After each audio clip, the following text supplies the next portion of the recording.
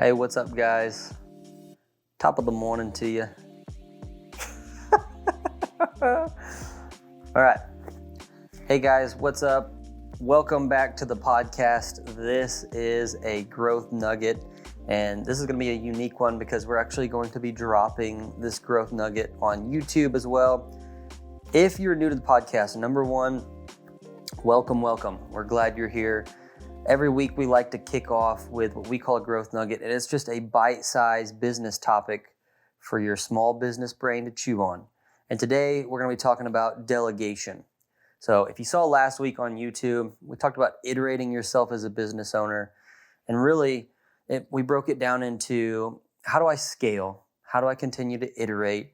And what happens is you have to do one of three things. You have to automate something, delegate it, or delete it. Otherwise, what happens? It bottlenecks you.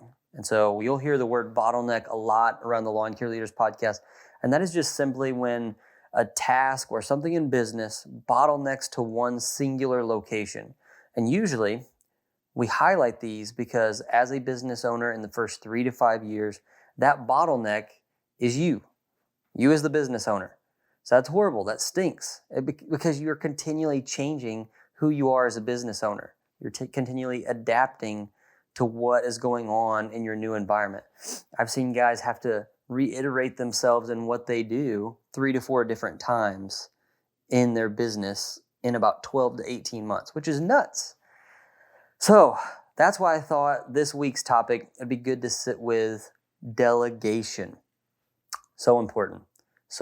And on this growth nugget, as we talk about delegation, I'm actually just going to walk you through some of the processes, some of the thought processes, and some of the systems really that I use at my company, Green Again Lawn.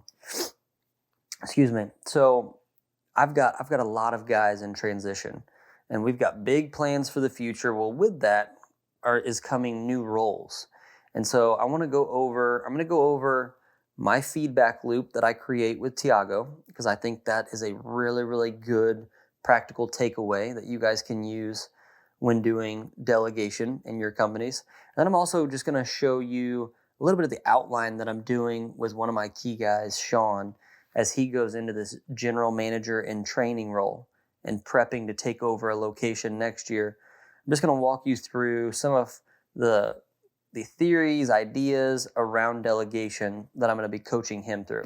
So again, welcome back to the podcast. We're excited you're here. I do want to give a shout out. You guys are watching this on YouTube. I'm wearing this hat right here.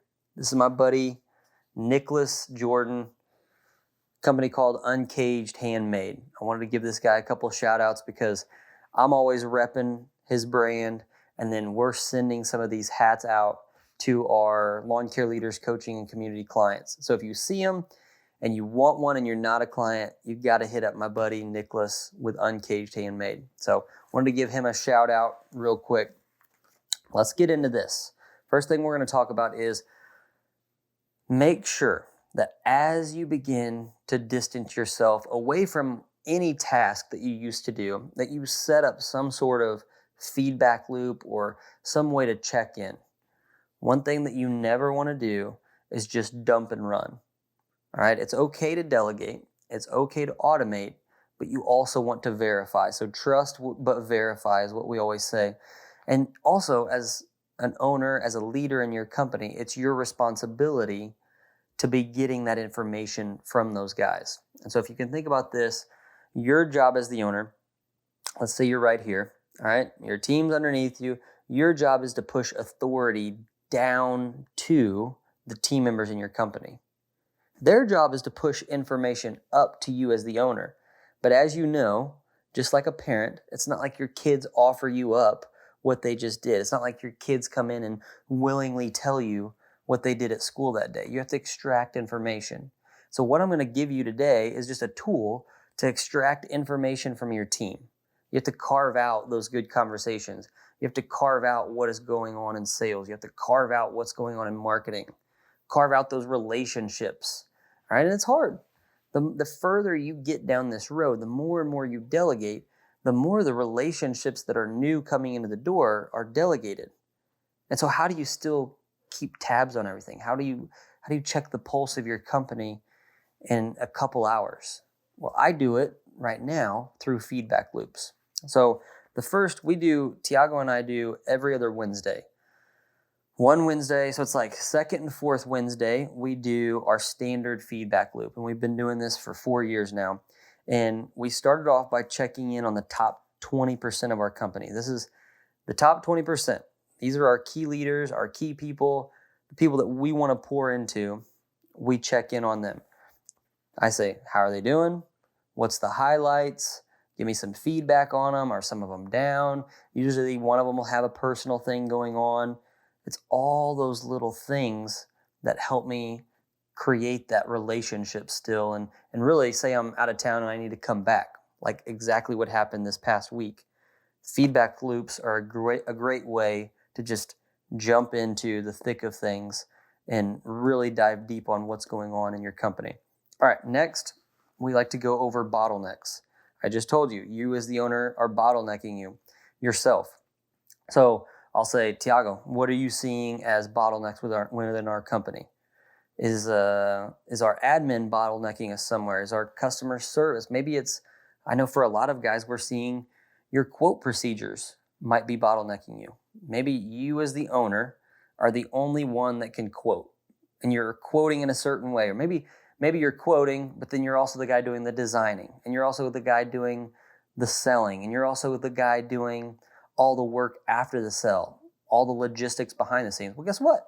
That is a major, major bottleneck that you need to look into. So we list every bottleneck that we can think of and everything that could potentially be a bottleneck. And we tell ourselves, well, what are we going to do? Again, it's automate, delegate, or delete are the only ways to do that. Next, we go over current issues and improvements. Current issues and improvements. All right, what's on fire? What needs addressed right now? It's usually not equipment. It's usually like, hey, we've got a current issue with this guy. Here's what he said, or here's how he's feeling. Here's the vibe he's giving off in the room. Those are 95% of our current issues are HR related. Improvements, those are usually standard operating procedures. Like, hey, we could have done better filing this when this guy's like gotten a wreck, or hey, maybe we're going to change the way we pull into the shop in the morning and do our routines. Those are some of the improvements that we'll go over, but it could be anything for you guys. Some of it is pretty broad because we want to be able to tackle anything that's coming our way. All right, so top 20% check-in, bottlenecks, current issues and improvements, and then we go over long-term needs.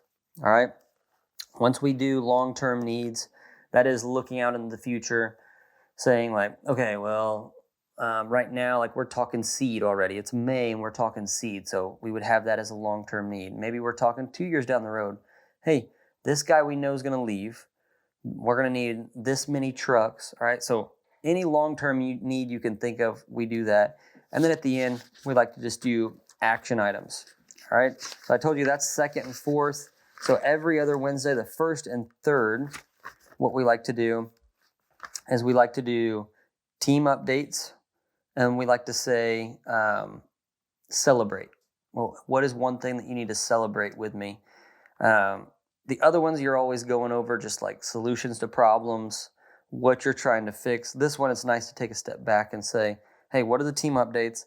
But also, what do we need to celebrate that you and I haven't talked about? Third and fourth one are more like relational IQ. It's like the gray space that you're going to play in between. And it's really the tone of the team. I say, hey, what's the overall tone of the team? And by that, I mean, like if you were to come in as a guest and just kind of slip in the back or you're a fly on the wall, what is the vibe that the team gives off? What's the vibe in the room? Is it negative? Are some people down? Is there a weird vibe because you've got too many friends in one room and one's trying to be cool and the other one is like bringing the other guy down? Like, what's the vibe? And so that's what we jump into there. And then the last thing we go over, whoever you're doing this feedback loop with, I always say like, hey, what's the tone of us? Like, how are we doing? What's the vibe between our relationship? Is there anything that I need to do that you're not getting from me? Is there anything I need to stop doing? And so the first and third Wednesdays when we meet, it's a lot more relational. It's a lot more looking behind the curtain and seeing what's truly going on at the heart of your team. All right. So that was some practical stuff. I hope that helps you. It's nothing magical, but to be honest, it took me a while to maintain that rhythm with Tiago. And it also took me a while to understand, like, hey, what's important? What things do we need to be talking about? What things do we need to be addressing? And what's just a waste of time? All right. We implemented that right when I knew Tiago was going to be taking on a lot of operations. So as I started to phase out of a huge part of our business, I still wanted feedback on some of this stuff. What is that? That's delegation. So one way that I coped with delegation in the beginning was making sure that I just do as many feedback loops as possible. And then if I'm getting too much information or there's stuff that's unneeded, that's when you can taper it back. All right. So hopefully that helps you guys whenever you're starting to delegate operations or you're just stressed about something. Just implement a feedback loop. Something as simple as this, once a week, once every other week, can really, really help you guys. All right. I told you delegating to my guy, Sean. He's got a lot on his plate because we're going to be opening new locations and Tiago's going to be helping with the new location quite a bit. Sean's going to be in charge. It's a big step. Like it's a really, really big deal. And with that is I'm going to be delegating a lot to him, but he is also going to be learning the art of delegation. So one thing that I wanted to address briefly, and again, this is a growth nugget. So I just want you guys to think about this the remainder of the week and simmer on it, marinate on it. And if something comes up, make sure you reach out to us. DM us on Instagram or Facebook. You can text me personally if you're like, hey man, I've been thinking about delegation, but I had a question on this. Or what I've seen a lot lately is you guys are forced to add another crew. Like you're so freaking busy, you're forced to add another crew. And that's delegation, right? Like you've got all this work, you've got to delegate it. You can't do it. You're bottlenecked by your time. So how do we maximize our time? Well, we leverage other people. I said text us. Chase Adia, what's our texting number? 913-357-5947. 913-357-5947. So that goes to me personally. Actually, now that I'm thinking about it, I got 2 that I need to respond to. If you guys are listening to this and I hadn't responded to you, I know you know that you're one of them. I apologize. I'll do it right after we record this, but just shoot me a text if you've got stuff about delegation that you want to hash out or just get off your chest. But this is what I can tell you, and this is what I want you to sit with, is delegation comes down to 2 things. We're just going to simplify it. 1, do you trust them? And 2, are they competent? The one I can't get over is trust. If I don't trust you, I'm not going to delegate anything to you, and you're probably not going to be working for me very long, if at all.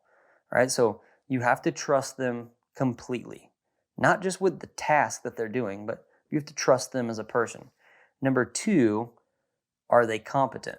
All right, and are they competent? Yeah, like they're smart, but are they competent in what you're going to be delegating to them is the real question. So, do you trust them?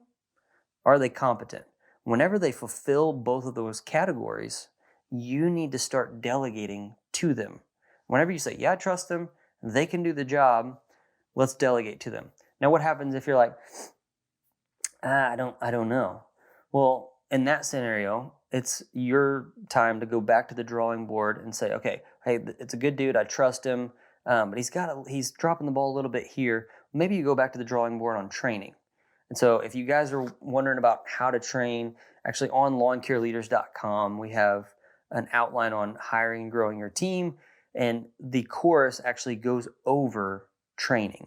We dive deep on how to train, what you're looking for, and we give you just a blueprint for the best way to do it. I'm a horrible trainer. I'll be honest with you. I'm bad at it. But we have an outline for it. We have guys that do it really, really well. And they do it because they follow this outline that we have on that course. But if they're not competent, that's when it's time to go back to that drawing board. Now, delegation it also can be tough because this is kind of a side note that we'll shelf, but it can be tough because maybe you have an ego. Maybe you think you're the best at something and nobody else can do it better than you. Well, number one, like, good for you. Like, that's awesome. You're gonna be the only guy that can do that at your company. Congratulations. Now you now have a company that can't scale. That's awesome. So take your ego off the plate. Well, you also still want to feel needed. And so don't insert yourself into areas that you don't need to be. That's the point of delegation. So I know this is going to be tough. I know this is a tough time, and I know everybody's scaling and growing quickly. Like the feedback from business owners this year has been incredible. Really good problems. But with that, this is the two things that I wanted you to see is implement feedback loops, because you're going to trust them, but there's nothing wrong with delegating and trusting but verifying, right? And then as you begin to delegate and as you need to delegate, just look through the lens. Do I trust them? Are they competent? And if they fail in the competency category, that's your responsibility as the owner to get them up to speed. Last thing I'm going to say about the competency, as you begin to delegate and they're proving themselves competent, one thing that we like to do around Green Again is just throw little micro challenges, micro delegation at somebody. So, hey buddy, you handle inventory for the next month. Just see how they do. Hey, you handle posting on social media, or hey, you handle this inventory spreadsheet, and we need you to do this, this, and this. Just give little micro delegation, and if they drop the ball, they lose $100, they lose a couple hundred on marketing, or hey, they didn't do inventory as well as they should, or maybe like we do this a lot on rainy day checklists.